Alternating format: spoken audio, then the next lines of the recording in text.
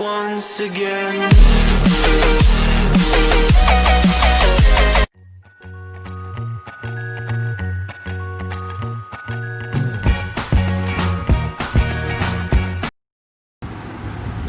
So students, now it's time to continue our third chapter, yoga. So now we discuss diabetes procedure, benefits and contraindication for Bhujangasana. चलिए अब हम बात कर लेते हैं कि कुछ आसन हम योगा में फॉलो करते हैं जो हमारी डायबिटीज़ को कंट्रोल करते हैं. First of all we discuss what is diabetes. Diabetes mellitus or diabetes is a disease that causes sugar to build up in our blood. Our body uses a hormone called insulin to control the level of sugar in our blood. Clear? Diabetes एक disease है जो causes होती है, जो किसके कारण होती है? शुगर की. शुगर हमारी जब ब्लड में इन्वॉल्व हो जाती है तो एक डिजीज़ कह सकते हैं रेज होती है जिसे हम कहते हैं डायबिटीज़. अब योगा के थ्रू हम डायबिटीज़ को कैसे कंट्रोल कर सकते हैं, हम कुछ आसन्स में देखेंगे कि किस किस आसन्स के थ्रू हम डायबिटीज़ को कंट्रोल कर सकते हैं. First of all we discuss bhujangasana. Bhujangasana में सबसे पहले आप भुजंगासना की प्रोसीजर देख लें, पोजीशन देख लें. देखिए फिगर 3.8 पे भुजंगासन की आपको क्लियर पोजीशन दिख रही है कि ये आसन लगाना कैसे. क्लियर?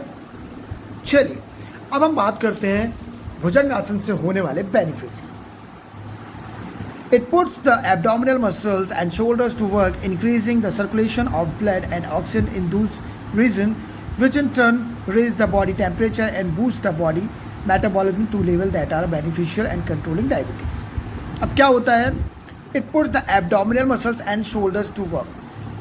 ये काय पे ज़्यादा प्रेशर डालता है? एब्डोमिनल मसल्स पे. जब हम भुजंगासन लगाते हैं तो आप देख रहे हैं कि जो हेड पोर्शन है वो अपवर्ड डायरेक्शन में है और जो हमारा एब्डोमिनल मसल्स है वो स्ट्रेचिंग पोजीशन में है. जब हमारा एब्डोमिनल मसल स्ट्रेचिंग पोजीशन पे होता है तो वो हमारे शोल्डर और हमारे एब्डोमिनल मसल्स पे इफेक्ट डालता है, जिससे क्या होता है? हमारा ब्लड सर्कुलेशन फास्ट होता है और बॉडी में ऑक्सीजन रीजन्स इंक्रीज होता है, जिससे ब्लड कंट्रोल होता है. It fight acidity, indigestion and constipations. जो भुजंगासन है ये कॉन्स्टिपेशन से भी हमारे कॉन्स्टिपेशंस और वेट लूज करने में भी बहुत ज़्यादा हेल्प करता है. जब आपका वेट कंट्रोल होगा तो आपका बॉडी जो ब्लड सर्कुलेशन है वो भी कंट्रोल होगा. It enhance the function of liver, kidney, pancreas and gall bladder. अब ये हमारे लिवर, किडनी और लंग्स और गॉल ब्लैडर्स का जो फंक्शनिंग है वो इंक्रीज करता है. It strength the arms and shoulder. इससे भुजंगासन करने से हमारी आर्म्स और शोल्डर की स्ट्रेंथ बढ़ती है. क्योंकि क्या होता है, जैसे जब हम योगा परफॉर्म करते हैं, जैसे जैसे हम योगा कंटिन्यू करते हैं, आप देखिए कि जो भुजंगासन है इसमें जो मोस्ट ऑफ द वर्क है वो आर्म्स और शोल्डर का ही है. आर्म्स और शोल्डर पे ही हम पूरी बॉडी को कंट्रोल करते हैं, जिससे उनकी स्ट्रेंथ इंक्रीज होती है. चलिए अब हम इसके देखते हैं कुछ precaution. Those with back problems, neck problems, hernia and carpal tunnel. It means जिन्हें भी बैक प्रॉब्लम्स और नेक प्रॉब्लम्स है या कोई अदर बॉडी प्रॉब्लम्स है उन्हें भुजंगासन परफॉर्म नहीं करना है. To suffering from stomach disorder like ulcers and intestinal. अब हम बात कर रहे हैं जो भी स्टमक डिजीज से सर्वाइव कर रहे हैं उन्हें इस आसन को नहीं लगाना है. चलिए अब नेक्स्ट आसन इज पश्चिमोत्तासन. पश्चिमोत्तासन की सबसे पहले हम देखेंगे पश्चिमोत्तासन की पोजीशन. देख रहे हैं आप, हमें अपना हेड हमारी नी पे टच करना है और अपने टो को अपने हैंड से टच करना है. क्लियर? चलिए अब हम बात करते हैं इससे होने वाले बेनिफिट्स की. सो स्टूडेंट, जैसे भी हम बात कर रहे हैं भुजंगासन, अब पश्चिमोत्तासन, ये सारे आसन हम काहे के लिए पढ़ रहे हैं? ये हमारी डायबिटीज़ कंट्रोल करने के लिए बहुत ज़्यादा हेल्पफुल होते हैं. डायबिटीज़ कंट्रोल करने के लिए हेल्पफुल तो होते हैं, बाकी हमारा वेट लॉस, हमारी जो इंटरनल फंक्शनिंग है उसके प्रॉपर फंक्शनिंग के लिए भी ये सारे आसन काफ़ी ज़्यादा यूजफुल एंड बेनिफिशियल है. चलिए, while practicing paschimottanasana the intestine gall bladders are smoothly present and stimulates enhancing their function. अब इससे क्या होता है, जो हमारा गॉल ब्लैडर्स है और इंटेस्टाइन है वो कैसे वर्क करते हैं? Smoothly. It massage and turns the abdominal and pelvic organs and improve blood circulation. अब इससे क्या होता है, जो हमारा एब्डोमिनल मसल्स है वो प्रॉपर वे में फंक्शनिंग करता है, जिससे हमारा ब्लड सर्कुलेशन है वो प्रॉपर वे में बना रहता है. It also reduces belly fat and bring relief from constipation. इससे हमारा कॉन्स्टिपेशन सिस्टम ठीक रहता है और जो हमारा बेली फैट है वो भी कंट्रोल हो जाता है. चलिए अब हम पढ़ते हैं कुछ प्रिकॉशन. जो भी प्रेग्नेंट वुमेन्स हैं जिन्हें जो प्रेगनेंसी परसीव किए हुए हैं उन्हें इस आसन को बिल्कुल भी परफॉर्म नहीं करना है. In case of damage and enlarged livers and or spleen, or if you have a herniated disc or acute appendicitis, it is advisable not to practice the asana. जिनको भी लिवर प्रॉब्लम है उन्हें ये आसन बिल्कुल भी परफॉर्म नहीं करना है. चलिए नाउ वी डिस्कस परवक्त मुक्तासन. तो अब हम बात कर लें परवक्त मुक्तासन की. तो स्टूडेंट्स, हमारे जितने भी डायबिटीज़ में आसन आएंगे उनकी मोस्ट ऑफ द फंक्शनिंग और जो उनका बेनिफिट है वो ऑलमोस्ट सिमिलर होगा. हमें सिर्फ फोकस करना है उनकी पोजीशंस पे. यहाँ देख लीजिए परवक्त मुक्तासन की. चलिए अब हम बात करते हैं कुछ योगासन की जो हमारे लिए एस्थमा में बहुत ज़्यादा बेनिफिट प्रोवाइड करते हैं. Asthma is a respiratory disease in which the airways become blocked or narrowed, resulting in breathing difficulty. Asthma क्या है? रेस्पिरेटरी डिजीज़ है, यानी कि एक सांस की बीमारी है जो कि हमारे एयरवेज बिकम ब्लॉक, जो कि हमारे सांस लेने के छिद्र ब्लॉक कर देती है, जिसकी वजह से हमें ब्रीथिंग प्रॉब्लम होने लगती है.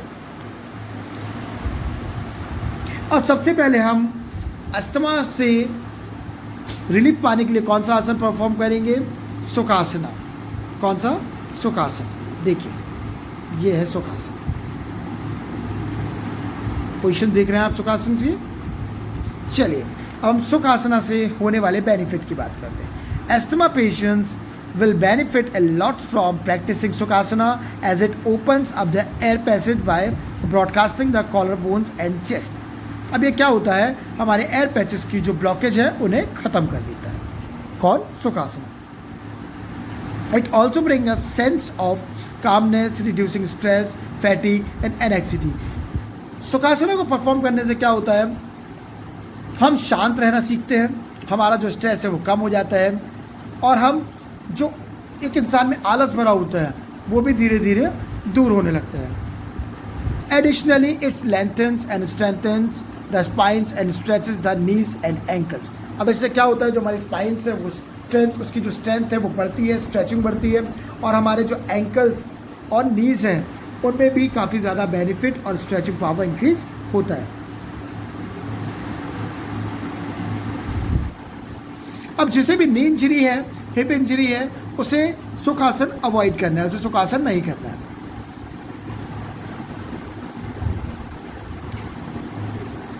Always advisable to first learn the technique from trained expert. किसी भी योगा को परफॉर्म करने से पहले आपको एक्सपर्ट से एक एडवाइस लेना है, क्योंकि क्या होता है जब तक आपको पता नहीं होता है हाउ टू परफॉर्म योगासन, आप गलत पोजीशन ले लेते हैं, जिसकी वजह से क्या होता है? बेनिफिट मिलने की जगह आपको लॉस होना स्टार्ट हो जाता है.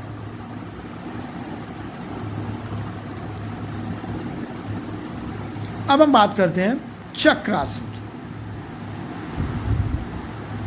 चलिए चक्रासन की सबसे पहले हम पोजीशन देख लेते हैं. देखिए हाफ चक्र बना हुआ है, यानी हाफ व्हील. देखा आपने चक्रासन? चलिए अब हम बात करते हैं चक्र आसन से होने वाले बेनिफिट. मैंने आपसे स्टार्टिंग में ही कहा था कि हम अगर डायबिटीज़ पढ़ रहे हैं तो जितने भी आसन आएंगे वो डायबिटीज़ कंट्रोल करने के लिए होंगे, यानी उनके बेनिफिट्स, उनके जो कंसंट्रेशन यानी जो प्रिकॉशन है वो ऑलमोस्ट सेम होंगे. तो एग्ज़ाम में अगर कभी भी ऐसा होता है कि आपको डायबिटीज़ रिलेटेड, एस्थमा रिलेटेड कोई भी आसन आता है, उसके बेनिफिट आप सेम लिख सकते हो, सिर्फ आपको देखना पड़ेगा उसका प्रोसीजर. क्लियर? तो चक्रासन से भी क्या होता है? चक्रासन से भी ये होता है, opens up our lungs and stretches our chest and shoulder. अब हमारे जो लंग्स हैं वो ओपन होते हैं, यानी वो ज़्यादा ऑक्सीजन ले सकते हैं और हमारा चेस्ट और शोल्डर भी स्ट्रेच होता है। जो हमारा चक्रासन होता है वो थायराइड प्रॉब्लम के लिए भी काफ़ी ज़्यादा हेल्पफुल है। जिन्हें भी बैक इंजरीज है उन्हें चक्रासन परफॉर्म नहीं करना हो, प्रेग्नेंट वुमन स्पेशली इस आसन को परफॉर्म ना करें। चलिए अब हम बात करेंगे गौमुख आसन की। तो सबसे पहले हम देख लेते हैं हमारा गौमुख आसन। देख लीजिए, एक फ्रंट से भी दिया हुआ है, बैक से भी दिया हुआ है। आपको अपने हैंड पोजीशन देखनी है, अपनी सिटिंग पोजीशन देखनी है। क्लियर? प्रोसीजर ऑलरेडी नोट्स में प्रोवाइड है, एक बार आप इसका प्रोसीजर ज़रूर रीड करें। अब हम देखते हैं बेनिफिट गौमुख आसन से। This asana strength the chest and ease breathing. यह हमारी चेस्ट की स्ट्रेंथ बढ़ाता है और ब्रीथिंग पावर इंक्रीज करता है, और ये ट्रेन करता है एक इंडिविजुअल को कि करेक्ट ब्रीथिंग कैसी है, यानी आपको प्रॉपर वे में सांस कैसे लेना है।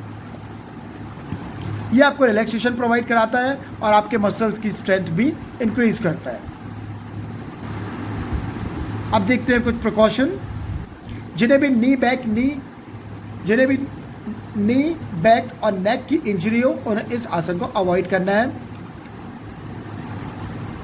और जो भी ओवरवेट है, फॉर एग्जांपल जैसे एक स्टूडेंट है, उसका वेट होना चाहिए, एवरेज वेट होना चाहिए उसका 60 kg, लेकिन उसका 90 kg है, यानी 30 kg वेट एक्स्ट्रा है, यानी हम उसे क्या कहेंगे? ही इज़ ओवरवेटेड, हम उसे ओवरवेटेड कहेंगे।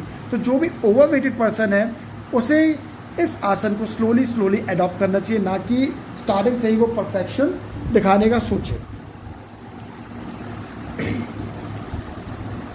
क्लियर? ये था हमारा गौमुख आसन।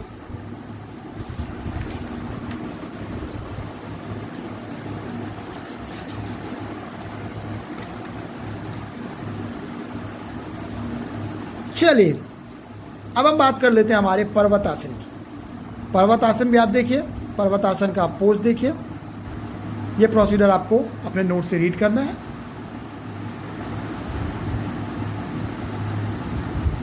क्लियर? पर्वतासन के भी आप बेनिफिट देख सकते हैं। ये हमारी जो बॉडी है उसे स्ट्रेंथ, यानी बॉडी की जो स्ट्रेचेस है उसे इम्प्रूव करता है, ब्लड सर्कुलेशन ठीक करता है। ये हमारे इंटरनल बॉडी फंक्शनिंग के लिए काफ़ी ज़्यादा हेल्पफुल है। अब इसके कुछ प्रिकॉशन देख लेते हैं हम। जिन्हें भी नी प्रॉब्लम है या कुछ अदर बॉडी पेन है उन्हें आपका पर्वत आसन अप्लाई नहीं करना है।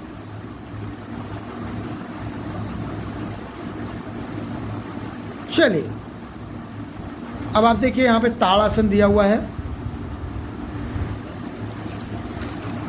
तो जो ताड़ आसन होता है, स्पेशली ताड़ आसन हाइट इंक्रीज करने के लिए भी किया जाता है, लेकिन यहाँ पे हम इसे एस्थमा रिलीफ के लिए भी अडॉप्ट कर रहे हैं। इट मीन्स इससे हमारा ब्रीथिंग पावर इंक्रीज होता है, और ब्रीथिंग पावर इंक्रीज होने से जो हमारे एस्थमा रिलेटेड डिजीजेस हैं वो नहीं होती।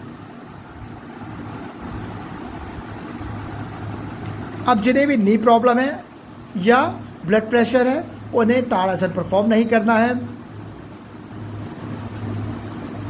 और प्रेगनेंसी के टाइम पे भी जो प्रेगनेंसी परसीव वुमेन्स हैं उन्हें इस आसन को अवॉइड करना है, यानी नहीं करना है। चलिए अब हम बात करते हैं बैक पेन। बैक पेन को भी रिलीफ प्रोवाइड करने के लिए कुछ आसन हैं योगा में, जिसके थ्रू हम बैक पेन कम कर सकते हैं। What is back pain? Back pain is a pain felt in back and maybe neck pain, middle back pain, lower back pain, or maybe in the coccydynia region। अब back pain आपका कई type का हो सकता है। आपकी neck pain को भी बैक पेन में इंक्लूड किया जाता है, लोअर मिडिल बैक पेन को भी आपका बैक पेन में कंसीडर किया जाता है। अब हम देखते हैं कि बैक पेन से रिलीफ पाने के लिए हमारे पास कौन कौन से आसन हैं। तो इसमें भी हम ताड़ आसन, अर्धमत्स्यासन, वक्र आसन कर सकते हैं। सबसे पहले हम बात करते हैं वक्रासन की। वक्रासन की पोजीशन आप देख लीजिए। इसका डिटेल जो प्रोसीजर है वो आप रीड कर लीजिएगा आपके नोट से। अब क्या होता है, वक्रासन करने से help to reduce abdominal fat, जो हमारे पेट पे फैट जमा होता है वो कम हो जाता है, which can cause back pain. It also improve the function of the spine. जैसे जैसे आपका बॉडी वेट बढ़ता जाता है, आपका बैक पेन भी इंक्रीज हो जाता है। क्यों? क्योंकि आपका जो एब्डोमिनल फैट है वो शिफ्ट हो जाता है आपके बैक पेन की तरफ, क्योंकि आपका जो बॉडी पोजीशन है, यानी आपका जो बॉडी पोस्चर है वो पीछे की तरफ बेंड होना स्टार्ट हो जाता है। इसलिए जब आप वक्रासन करते हैं तो इससे आपका जो बेली फैट है वो भी कम होता है, रिड्यूस होता है। It masses the abdominal organs and enhances digestion by regulating the secretion of digestive juices. इससे हमारा डाइजेस्टिव सिस्टम भी इम्प्रूव होता है। चलिए अब इसका कुछ प्रिकॉशन पढ़ लेते हैं। This asana should not be perform by individual who have ulcer and liver problem. जिसे भी लिवर प्रॉब्लम है वो इस आसन को अवॉइड करें। शलभासना, शलभासना की आप पोजीशन देख लीजिए, ये है। इसे करने से भी हमें जो हमारा बैक पेन है उससे रिलीफ मिलता है। तो ये था हमारा चैप्टर योगा। आई होप आपको योगा समझ में आया होगा। हमारे नेक्स्ट लेक्चर में स्टार्ट करेंगे हम हमारा न्यू चैप्टर। Thank you.